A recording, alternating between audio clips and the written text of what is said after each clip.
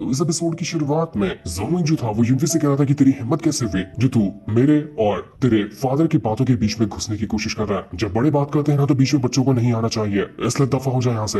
युनफी कहने लग जाता है कि मैं यहाँ से कहीं नहीं जाने वाला, तुझे यहाँ पर लीडर की पोजीशन चाहिए थी इसलिए तूने इतना घटिया प्लान बनाया और इस नॉर्मल से क्लान कंपटीशन को ऐसा कर दिया कि जो भी इसको जीतेगा वही बनेगा अगला यंग मास्टर, क्योंकि तुझे पता था कि तेरा बेटा सबसे ज्यादा स्ट्रॉन्ग है। तूने तो मुझे वैसे ही रास्ते से हटाने की कोशिश की थी और अगर मैं यहाँ पर नहीं आता तो तेरा बेटा ही यहाँ का कंपटीशन जीत कर यंग मास्टर बनता। तूने सारा प्लान पहले से बना कर रखा था। मेरी कल्टीवेशन डिस्टर्ब है कि तूने उस लड़की के हाथों मेरे अंदर कुछ डिमोनिक पावर डालने की कोशिश की जिस वजह से मैं अपने पाथ से हट जाऊं। तूने मेरी जान लेने की कोशिश की, मेरे फादर की जान लेने की कोशिश की है। इससे ज्यादा कुछ और सबूत चाहिए क्या तुझे तेरा अपराध यहाँ पर कबूल करवाने के लिए? ये सुनकर जोंग ने कहना चाहता कि बकवास बात बनकर तू जो भी कह रहा है ना एक भी परसेंट वो बात सच नहीं है। मन घड़त बातें बनाकर लोगों को अपनी तरफ करना छोड़ दे। तो ये सुनकर युनफी कहना चाहता कि बकवास बातें, मैं बकवास बातें कर रहा हूँ। जो भी प्लान अंधेरे में बनाया जाता है ना एक दिन वो सामने जरूर निकल कर आता है और यही हाल अब तेरा हुआ है। इसके बाद जोंग आता है, वो उसी लड़की को पकड़ कर लाया हुआ था जिसने युनफी की कल्टीवेशन डिस्टर्ब करने की कोशिश की थी। युनफी जोंग से कहना चाहता है कि अब बता अब कुछ बाकी है तेरा झूठ कहने के लिए या फिर तू इस लड़की को भी झुठलाने वाला है? मैं यहाँ पर तेरे सारे अपराध दुनिया को गिनाऊंगा और उसके बाद में तेरी जान लूंगा ताकि सभी को लगे कि हाँ मैंने गलत इंसान की जान ली है, लोगों को तेरे ऊपर दया ना आए। इसके बाद वो लड़की जोंग से कहना चाहती कि एल्डर प्लीज मेरी जान बचा लीजिए वरना युनफी मुझे जान से मार डालेगा। मैं तो बस आपकी और आपके बेटे की बात मान रही थी, इससे ज्यादा मैंने कुछ भी नहीं किया। आपने ही कहा था मुझे युनफी के साथ ऐसा करने के लिए तो मैंने ये किया है। युनफी कहना चाहता है अगर मैंने यहाँ पर प्लान नहीं बनाया होता पहले हारने का तो तेरा असली चेहरा तो दुनिया के सामने कभी आता ही नहीं और तू मेरी पूरी फैमिली को बर्बाद कर दिया होता। तो आखिर तुझ जैसे घटिया इंसान को मैं कैसे जिंदा छोड़ सकता हूँ? तो इसके बाद हमें कुछ टाइम पहले का सीन दिखाया जाता है जब उस लड़की ने युनफी की कल्टीवेशन डिस्टर्ब की थी और उसके बाद वो वहां से उस जगह पर चली गई थी जहां पर यूई को कैद करके रखा गया। वो कह रही होती कि युनफी अब कभी भी कंपटीशन के अंदर जा ही नहीं पाएगा, मैंने उसकी कल्टीवेशन की वाट लगा कर रख दी है, क्या पता वो जिंदा भी होगा या अब तक हो सकता है कि वो मर गया होगा। वो उस बंदे से कहना चाहते कि इस यूई की हमें कोई जरूरत नहीं है, इसको जान से मार डालो। तो बंदा भी कहता है कि हाँ तुम सही कह रही हो क्योंकि ये झूठ बात सभी को कहने के लिए तैयार ही नहीं है। मैंने उसको इतना मारा कि ये कह दे कि युनफी गलत इंसान है और उसके फादर भी सही नहीं है, लेकिन ये झूठ कहने को तैयार ही नहीं, इसलिए इसको मारना ही पड़ेगा। पर जैसे वो यूई को मारने वाला था उस बंदे के ऊपर डिमोनिक नीडल आकर सीधा लग जाती है। ये वही डिमोनिक नीडल थी जो कि युनफी की खास टेक्निक है और उसने एक ही बार के अंदर उसको जान से मार डाला था। यूई के घाव को देखकर युनफी के दिमाग में आग लग जाती है क्योंकि बेचारी को बहुत ज्यादा चोटें लगी थी। उसको इतना ज्यादा गुस्सा आ रहा था कि उसके गुस्से का ठिकाना नहीं था,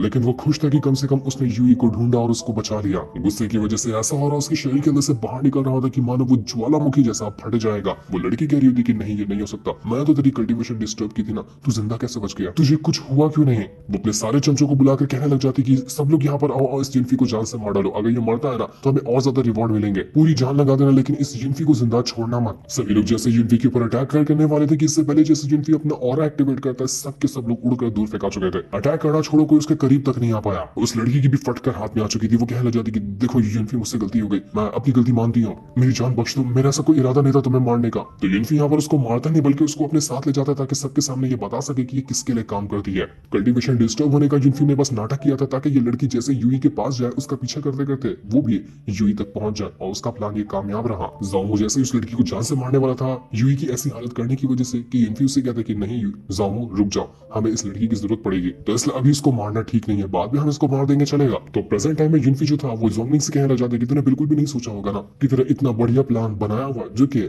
सक्सेसफुल होता हुआ नजर भी आ रहा था अचानक में फेल हो गया, वो मेरी वजह से। इस वजह से तुझे अभी तक के सदमा लगा है कि तू यहाँ पर करे तो करे क्या, सोचे तो सोचे क्या।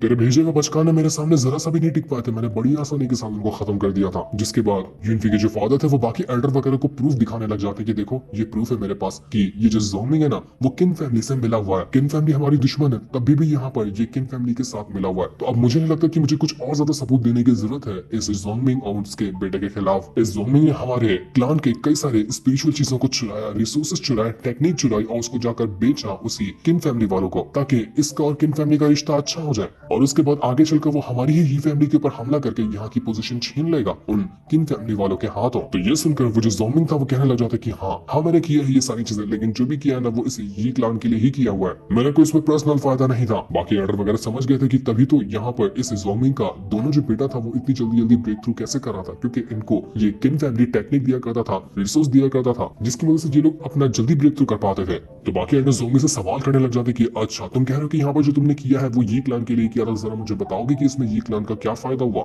हमें तो कोई फायदा नजर नहीं आ रहा ये क्लान का जो तुमने यहाँ पर हरकत की है उसकी वजह से। पूरा का पूरा ये क्लान यहाँ उस जोंगमिंग को गालियां देने लग गया था कि गद्दार है, ये गद्दार है। ये हमारी दुश्मन फैमिली के साथ जाकर मिला हुआ था, इसको जिंदा नहीं छोड़ना, इसको जान से मार डालो। जोमी कहने लग जाता है कि अगर मेरा बेटा यीली ब्रेक थ्रू नहीं करता, अपने आप को स्ट्रॉन्ग नहीं बनाता, तो आगे आने वाला जो स्पिरिचुअल टूर्नामेंट है जिसमें सारी की सारी फैमिलीज वगैरह आती हैं, उसमें वो कैसे जीतता, कैसे वो रिप्रेजेंट करता हमारे ये क्लान को उस कंपटीशन के अंदर। और अगर वो रिप्रेजेंट ही नहीं कर पाता तो हमारा ये क्लान तो पहले से ही शर्मनाक तरीके से हार जाता। अपने बेटों और ये क्लान के खातिर ही मैंने यहाँ पर किन फैमिली के साथ हाथ मिलाया है। तो बाकी एल्डर यहाँ पर कहने लग जाते हैं उसी जोमिंग से कि देखो जोमिंग, हमें पता था कि तुम यहाँ पर ये क्लान को बढ़ाने की, उसकी रेपुटेशन को वापस लाने की कोशिश जरूर करोगे, लेकिन तुम इतना हद तक गिर जाओगे ना, ये हमने सपने में भी नहीं सोचा था। तुमने जो हरकत की है वो बिल्कुल शर्मनाक है। अपने ही क्लान को इस तरह से तुमने धोखा दिया है। तुमने ये कॉम्पिटिशन होने से पहले भी हमें बहुत सारी चीजें देने का वादा किया था कि हम तुम्हारे साथ होते हैं ना, और तुम्हें लीडर बनाने में हेल्प करते हैं, तो तुम हमें बहुत सारे बेनिफिट दोगे। हमें लग रहा था कि तुम लीडर बनोगे सही तरीके से और इस ये क्लान को अच्छे से चलाओगे, लेकिन अब जाकर हमें पता चल रहा है कि तुम तो दुश्मन फैमिली के साथ मिले हुए हो। इसलिए हम भी यहाँ पर अपनी गलती मानते कि हमने तुम्हारा साथ दिया, जो कि बहुत बड़ी गलत फहमी थी हमारी। देखो अभी कह रहे हैं कि तुम यहाँ पर सरेंडर करो और जो तुमने गलती की है उसकी सजा काटो, वरना तुम्हारा वो हाल होगा जिसके बारे में तुमने सपने में भी नहीं सोचा होगा। जोमी के दिमाग में आग लग चुकी थी। वो कहने लग जाता है यूनफी से कि मैंने सब कुछ अच्छा प्लान बनाया था, हर एक चीज पर ध्यान दिया था कि कुछ भी गड़बड़ ना हो, पर तब भी तूने मेरा प्लान बर्बाद कर दिया। कैसे किया ये तूने? तो यूनफी कहते हैं कि जाना रे, तेरे से ज्यादा दिमाग मेरे पास है, इसलिए बस मैंने ये कर दिया।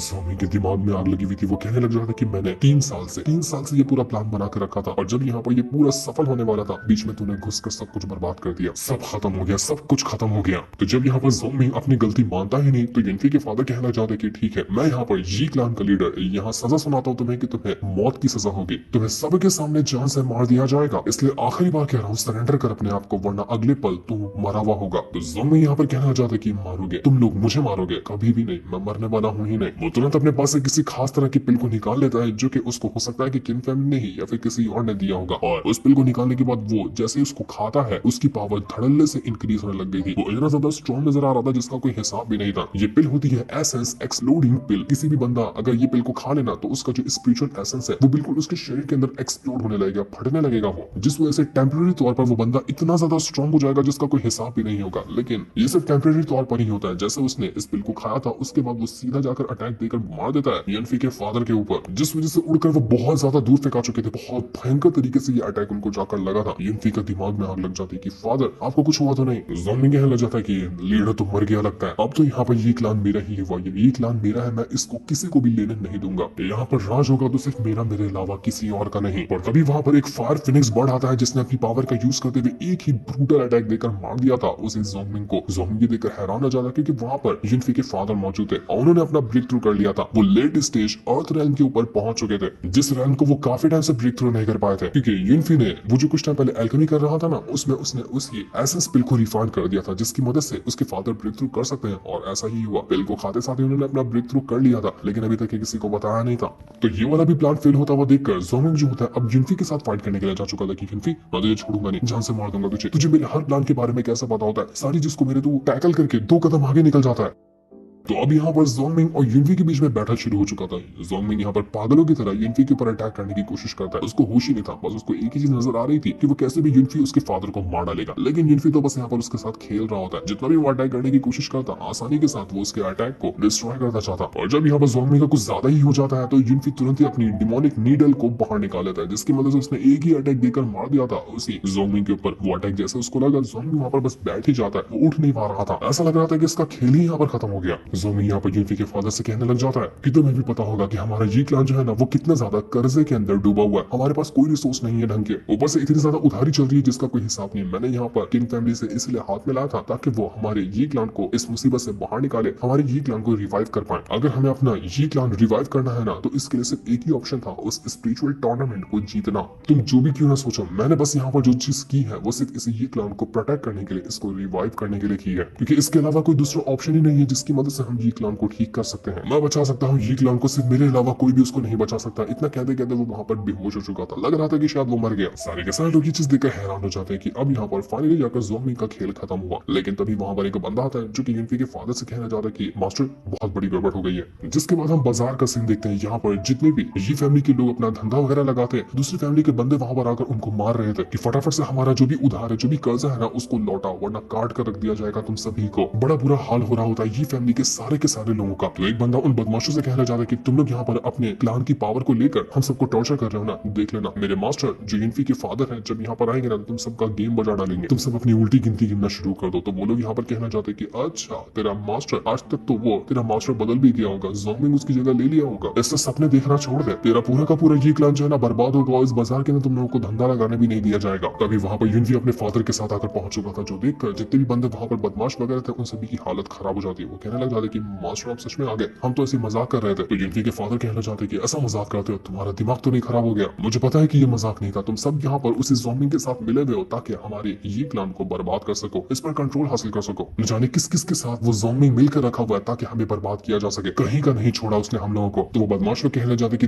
देखिए मास्टर, हम सिर्फ ना उधारी कलेक्ट करने के लिए आते, हम यहाँ पर सिर्फ उधारी लेने के लिए आते जो कि आपके ये क्लान वालों ने लेकर रखा है, क्योंकि इस सिटी में से 4 ही ऐसी फैमिली है जो कि सबसे ज्यादा रिस्पेक्टेड है और उनमें से आपकी एक फैमिली आती है। तो जाहिर सी बात है कि आप अपनी फैमिली की इज्जत तो नहीं मिटाना चाहेंगे इन उधारी की वजह से, यही हम कलेक्ट करने के लिए आए थे। तो युनफी के फादर कहना चाहते कि उधारी तो मैंने तुम लोगों से नहीं ली है, वो ज़ॉम्बिंग ने ली होगी तुमसे उधारी, तो उसकी उधारी का मैं यहाँ पर तुम्हें कैसे भरपाई कर सकता हूँ। तब वहाँ पर इस सिटी का जो गवर्नर होता है वो आ चुका था। वो यहाँ पर आकर कहने लग जाते कि देखो ज़ॉम्बिंग ने कुछ भी किया या नहीं किया वो हमें नहीं पता, लेकिन ज़ॉम्बिंग ने जो उधारी ली है हमसे, उन पैसों को तो उसने आपके ही क्लान के अंदर लगाया होगा ना, इसलिए आपकी जिम्मेदारी है कि वो सारे के सारे उधारी के पैसे आपको भरने पड़ेंगे। अगर आप इसके लिए इनकार करते हैं तो हमें कुछ और एक्शन लेना पड़ेगा। तो युनफी कहना चाहते कि ठीक है मैं तुम्हारी उधारी भर पाने के लिए तैयार हूँ, लेकिन उसके फादर उसको चिल्लाते हुए कहते कि युनफी पागल तो नहीं हो गया, इतनी ज्यादा इनकी उधारी है ना कि हमें जितनी भी हमारी दुकानें हैं वो सब इनको देनी पड़ेगी, बर्बाद हो जाएंगे हम लोग, वैसा भी हमारी फैमिली की कंडीशन ठीक नहीं है, हम इतना बड़ा रिस्क नहीं ले सकते। लेकिन गवर्नर यहाँ पर युनफी से कहना चाहता कि युनफी तुम ही हो ना, युनफी जो कि ये क्लान के यंग मास्टर हो, बड़ा सुनकर रखा है तुम्हारे बारे में, सच में कमाल के बंदे हो,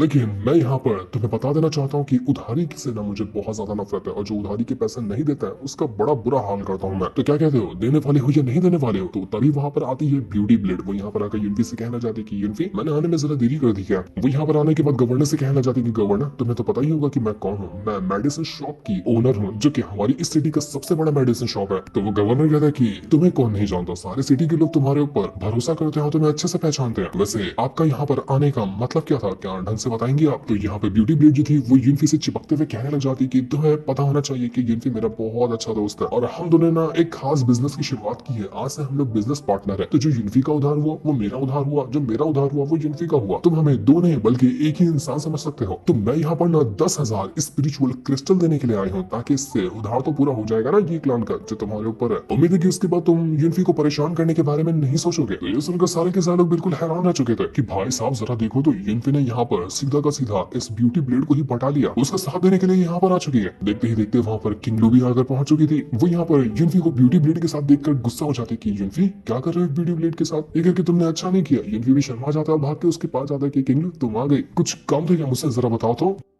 किंगलू युनफी से कहना चाहती कि देखो मैंने तुमसे कहा था ना कि तुम्हें जो भी परेशानी होगी उसको मैं हैंडल करने के लिए तैयार हूँ, तुम्हें किसी बाहर वाले से मदद लेने की जरूरत नहीं है, कोई भी तुम्हारी हेल्प करने के लिए नहीं आएगा तो भी मैं काफी हूँ, तुम मुझ पर भरोसा कर सकते हो ना। मैं यहाँ पर तुम्हारे लिए ना 20,000 स्पिरिचुअल क्रिस्टल लेकर आई हूँ ताकि उधार भी क्लियर कर लेना, बच जाए तो तुम उसको अपने पास रख लेना। सारे के सारे लोग दोबारा से हैरान हो जाते कि भाई साहब ब्यूटी ब्लेड जो कि मेडिसिन शॉप की ओनर है वो सिर्फ 10,000 लेकर आई थी, किंगलू तो सीधा 20,000 लेकर आई है। पर ये देखकर वो जो ब्यूटी ब्लेड थी वो युनफी को दूसरी तरफ से पकड़ते हुए कहती है कि किंगलू मैंने तुम्हें सुना है तुम ना बहुत ज्यादा सुंदर लड़की हो, इस पूरी की पूरी सिटी के अंदर जितनी भी सुंदर लड़कियां आती हैं उनमें से, और तुम्हारे पास पैसों की कमी तो बिल्कुल भी नहीं है। तो किंगलू भी ब्यूटी ब्लेड से कहना चाहती कि मैंने भी तुम्हारे बारे में बहुत कुछ सुनकर रखा हुआ। ये दोनों यहाँ पर झगड़ा करने लगे थे युनफी के लिए कि मैं युनफी का हाथ पकड़कर यहाँ पर खड़े रहूंगी, युनफी मेरे साथ होगा तो वो मेरे साथ होगा। और बीच में बेचारा युनफी खड़ा होता है, उसको समझ नहीं आ रहा था कि वो किस तरफ जाए। किंगलू तो सीधा यहाँ पर उस ब्यूटी ब्लेड से कहना चाहती कि आप तो युनफी से बड़ी है ना, तो आपके लिए युनफी छोटा भाई हुआ, जरा एक बार प्यार से उसको छोटा भाई कह दीजिए, बहुत अच्छा लगेगा सुन के मुझे। युनफी सही कह रही हूँ ना मैं, वो तुम्हारी बड़ी बहन है ना। युनफी बेचारा कंफ्यूज की वो यहाँ पर ब्यूटी ब्लेड का भी तो दिल नहीं दुखा सकता। तो ब्यूटी ब्लेड कहना चाहती कि तुम ना यहाँ पर गलत हो, मैंने युनफी को देखा है, उसको अगर और ज्यादा स्ट्रॉन्ग बनना है, आगे बढ़ना है ना, तो उसको मेरे तरीके एक मेच्योर पार्टनर चाहिए होगी जो उससे ज्यादा एक्सपीरियंस रखती हो। मेरे पास बहुत सारा एक्सपीरियंस है, मैं युनफी को बहुत अच्छे से सब कुछ सिखा दूंगी, तुम्हें तो खुद कुछ नहीं आता होगा। सच कह रही हो ना मैं युनफी, तुम मेरे साथ ही रहना चाहते हो ना। बेचारा युनफी के फादर तो यहाँ पर देखकर हैरान हो चुके थे कि भाई साहब ये कौन सा तमाशा मैं खड़े खड़े देख रहा हूँ, मेरे बेटे के पीछे दो लड़कियां पड़ी हैं, एक इसको खींच रही है वो उसको खींच रही है, ये तो बड़ा अजीब सा सीन हो गया यहाँ पर। तो वो यहाँ पर सभी लोगों से कहने लग जाते कि देखो अभी सिचुएशन ठीक नहीं है, आप लोग मेरे जी क्लान के अंदर आना और जितना भी हिसाब किताब होगा ना सबकी लिस्ट बना कर लाना, मैं सारे पैसे चुका दूंगा, लेकिन अभी हमें यहाँ से चलना होगा। यूनफी भी यहाँ पर उस ब्यूटी ब्लेड से कहना चाहता कि देखो आपका जो प्रॉब्लम था ना उसको पूरी तरह से ठीक तो नहीं हुआ था, तो मैं यहाँ पर उसको ठीक करने की कोशिश करता हूँ, आप मेरे साथ चलिए, मैं उसे और अच्छे से ठीक कर दूंगा। तो ब्यूटी ब्लेड कहती कि हाँ ठीक है चलते हैं हम दोनों एक साथ। तो किंगलू कहना चाहती कि मैं भी चलूंगी साथ में, मैं भी देखना चाहता हूँ कि तुम किस तरह से इलाज करते हो, ज्यादा कुछ करीब तो नहीं जाते हो, मैं अच्छे से नजर रखूंगी तुम्हारे ऊपर। यूनफी कह रहा था कि भाई साहब मैंने जिंदगी में बहुत सारी परेशानियां झेली, लेकिन ये वाली परेशानी मैंने जिंदगी में पहली बार झेली है, समझ ही नहीं आ रहा कि क्या करूं, मेरे तो लगे पड़े हैं, मुझे कुछ समझ में नहीं आ रहा। इसलिए वो दोनों ही यहाँ से उसको ले जाने लग जाती हैं। बाकी लोग कहने लग जाते हैं यूनफी के फादर से कि मास्टर आपका बेटा तो बड़ा कमाल का है, देखो दो लड़कियां उसको अपनी तरफ खींच रही हैं। उसके फादर भी कहने लग जाते कि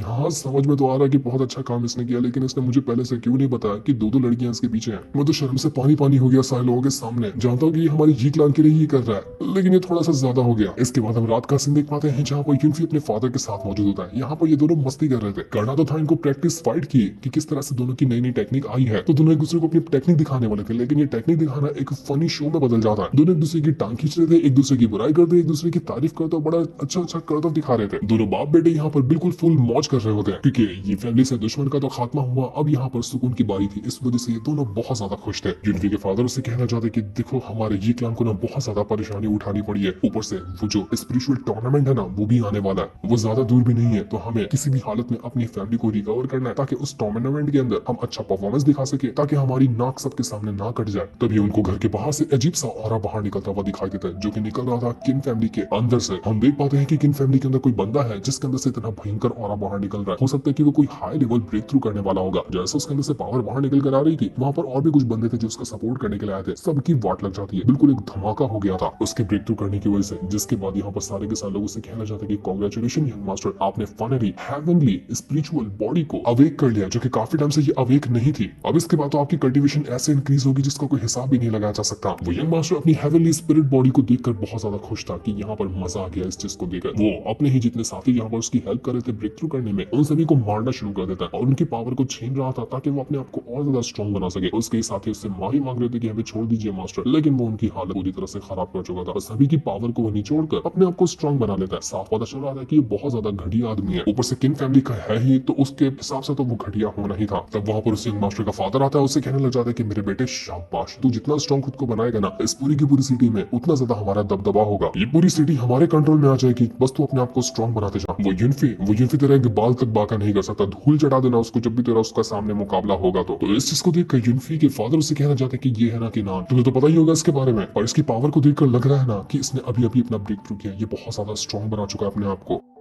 यूनफी भी समझ चुका था इसने अपनी हेवनली स्पिरिट बॉडी को अवेक किया, जो कि बहुत ज्यादा खतरनाक होती है। ये कल्टीवेशन का एक बिल्कुल रेयर फिनोमेना होता है, जो कि एक कल्टीवेटर कभी ना कभी अपनी जिंदगी में महसूस कर पाता है बहुत ज्यादा मेहनत के बाद। उसके फादर यूनफी से कहना चाहते कि यूनफी, मुझे तो लगता है कि किनान ने ना अपना ये ब्रेक थ्रू किया है सिर्फ तुम्हारे लिए, ताकि स्पिरिचुअल टूर्नामेंट के अंदर वो तुम्हारी जान ले सके। तुम्हें किसी भी हालत में उससे ज्यादा स्ट्रॉन्ग खुद को बनाना है और उसको सबक सिखाना है, वरना वो तुम्हें नुकसान पहुंचाने की कोशिश करेगा, जो कि मैं होते हुए बिल्कुल नहीं देख सकता। तो यूनफी कहता है कि फादर आपको फिक्र करने की जरूरत नहीं, मुझे पता है कि मुझे इस सिचुएशन से बाहर निकलने के लिए क्या करना चाहिए, मैं उसको सबक सिखाकर ही रहूंगा, क्योंकि मुझे उस टूर्नामेंट से पहले किसी भी हालत में अपना आर्थ रैंक ब्रेक थ्रू करना है, उसके बाद मुझे उसका मुकाबला करने से कोई नहीं रोक सकता। तो यूनफी तुरंत अपने स्पिरिचुअल वर्ल्ड के अंदर आकर पहुंच जाता है और यहाँ पर आने के बाद वो देखने लग गया था कि कोई टेक्निक है क्या कमाल की, जिसकी मदद से वो अपना ब्रेक थ्रू कर सकता है, कुछ और एक्स्ट्रा अटैकिंग टेक्निक हासिल कर सकता है, जो कि आगे चलकर उसके काम आएंगे। एक टेक्निक होती है जिसका नाम था हेवनली डीमन ब्लड मेल्टिंग मंत्रा। थोड़ा सा बड़ा नाम था, लेकिन यूनफी उसको देखकर कहने लग जाता है कि ये टेक्निक बिल्कुल कमाल की है। तो वो उसी टेक्निक को यहाँ पर कल्टीवेट करने के लिए बैठ चुका था, लेकिन उसको पता चलता है कि नहीं यार, इस टेक्निक को अच्छे से कल्टीवेट करने के लिए दो चीज चाहिए, एक बहुत ही ज्यादा टॉप लेवल का जो डीमन बीस्ट होगा उसका ब्लड एसेंस, और एक दूसरा फ्लावर है वो चाहिए उसको, जिसका नाम है किसशन फ्लावर। अब दोनों चीज यहाँ पर जब उसको मिलेंगे उसके बाद ही जाकर यूनफी अपने आप को स्ट्रॉन्ग बना पाएगा और ये जब उसने डीमन मंत्रा टेक्निक हासिल की है उसको अच्छे से सीख पाएगा। यूनफी को पता था कि ये दोनों चीज उसको कहाँ मिल सकती है। वो कहता है कि त्याशु फॉरेस्ट के अंदर ना ये दोनों चीज मुझे मिल जाएगी, बीस्ट भी मिलेगा और वो फ्लावर भी मिल जाएगा। इसके बाद यूनफी जो था वो यूई के पास आता है, उससे कहना चाहता है कि यूई तुम ठीक तो ना, तुम्हें अच्छा तो लग रहा है, अभी भी तकलीफ तो नहीं हो रही तुम्हें।